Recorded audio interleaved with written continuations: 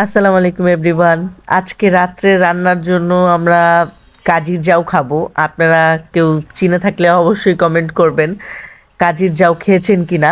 তো আমরা আজকে কাজির জাউ রান্না করব, আমার শাশুড়ি রান্না করবে, আমার নানি শাশুড়ি দিয়েছিল।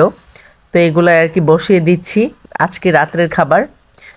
আর ভর্তা করব, এখানে আছে বাঁশপাতা শুটকি, এগুলো সব টেলে নিয়েছি, এবার ভালোভাবে ধুয়ে ভর্তা করে নেব।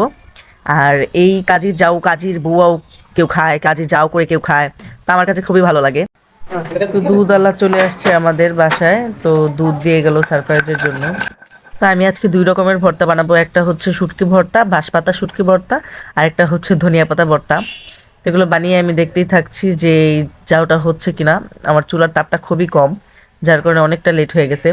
তো এই তো বানানোর শেষ পর্যায়ে একটা কাঁচামরিচ দিয়েছিল আমার শাশুড়ি। এভাবে আমি রান্না করতে পারি না, কিন্তু মাই আর কি এগুলো রান্না করে। এই তো ভর্তাগুলো আমি বানিয়ে ফেললাম, আর মা জাউটা বানিয়েছে। তো খেতে কিন্তু এতটাই মজা হয়েছে, আর শীতের দিনে কাজের বউয়া থাকলে তার কোনো কথাই নেই। আর ভিডিও ভালো লাগলে অবশ্যই লাইক কমেন্ট শেয়ার করে পাশে থাকবেন। কে কোথা থেকে দেখছেন অবশ্যই কমেন্ট করে জানাবেন, আর কার কার যাও পছন্দ সেটাও কমেন্ট করে জানাবেন। আল্লাহ হাফেজ সবাইকে।